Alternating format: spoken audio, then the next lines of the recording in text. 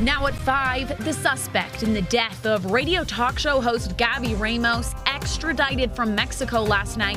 What her family is saying now that he's in custody. Plus, about 70% of the animals that we have at the zoo are actually small. Utah's Hogle Zoo is celebrating all of their small animals at the annual Little Creature Feature. And negotiations on resolving the U.S. government debt issues continue and preventing a potential catastrophic default on its bills when that deadline is pushed back to.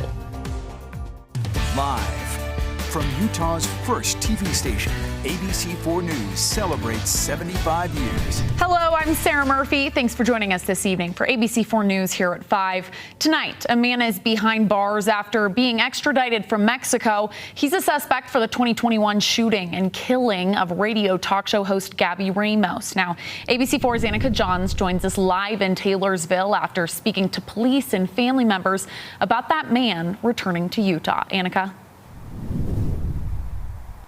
36-year-old Manuel Omar Bruciaga Pereira had made his way back to Utah Friday evening after over a year of international efforts to bring him back to the U.S. and now Taylorsville. Taylorsville police say that the Utah Spanish radio host was shot and killed by Bruciaga Pereira, who was her former boyfriend. He shot her while she was in her sister's home in Taylorsville. Bruciaga Pereira shot Ramos 7 times in the chest, arm, and head. After the shooting, he fled to his home in Mexico, and because of his Mexican citizenship, police could not arrest him. Multiple agencies from Utah, Washington, D.C., and Mexico worked together to arrest Bruciaga Pereira with respect to international treaties. And today, his arrival back to the States, Ramos family says that there's a lot of mixed emotions, but that they're joyful the year and a half of waiting is finally coming to a close. I was there when he shot her. I saw him, so I can sleep finally yesterday a little bit. So I have a lot of feeling, but I feel happy for sure. That's for sure. Bruciaga Pereira is currently booked in the Salt Lake County Jail. Reporting live in Taylorsville, Annika Johns, ABC4 News. Thank you, Annika. Now, a fugitive is in custody after he barricaded himself in a Sandy hotel room last night, hiding from police. Salt Lake City police have been searching for 32-year-old Zachary Forsberg since Monday. They say he's wanted for aggravated assault. Police and SWAT team found him at a hotel near High Point Park in Sandy. They tried to video call Forsberg multiple times, asking him to come out of the room, but they say he didn't answer. So after a few calls with no response, officers then got a search warrant and broke into the room. Forsberg is now booked in the Salt Lake County Metro Jail. A missionary for the Church of Jesus Christ of Latter-day Saints died Friday in a semi-truck crash in Brazil. 20-year-old Isaac Card of Anchorage, Alaska, served in the Brazil Curitiba mission since October. Card and 3 other missionaries were traveling on a bus when it was hit head-on by a semi-truck.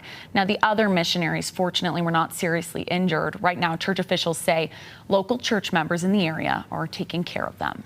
Just a tragic story. And shifting gears here, we're now taking a look at one of Utah's river camps. So this is Smith and Morehouse Creek on Smith and Morehouse Road in Oakley, over there in Summit County. And what you're seeing there, like many areas, are rivers are still running high and fast. So now checking in with meteorologist Nate Larson. Nate, I know throughout the week we've seen a lot of flood advisories still in effect. Are we still seeing some of that this weekend too? We are. We actually had the flood warning, though, for the Ogden River, the South Fork of it, expire, which is great news. Flood levels are going down, but we still have some areas, excuse me, I'm about to sneeze, that are a concern. Let's show you, though, some of the flood alerts that we have in place right now. So still have the Bear River below Woodruff Narrows, of course, the Sevier River near Hatch, Logan River in Cache Valley near Logan.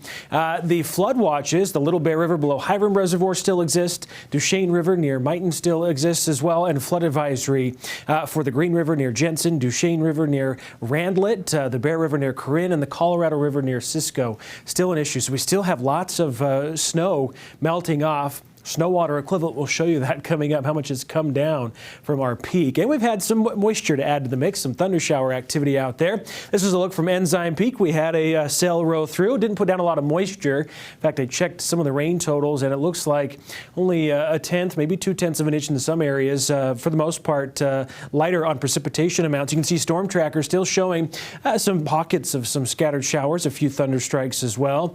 Not quite as much lightning as we had earlier this afternoon as that cell went through. Hourly forecast showing still a chance of some scattered showers out there.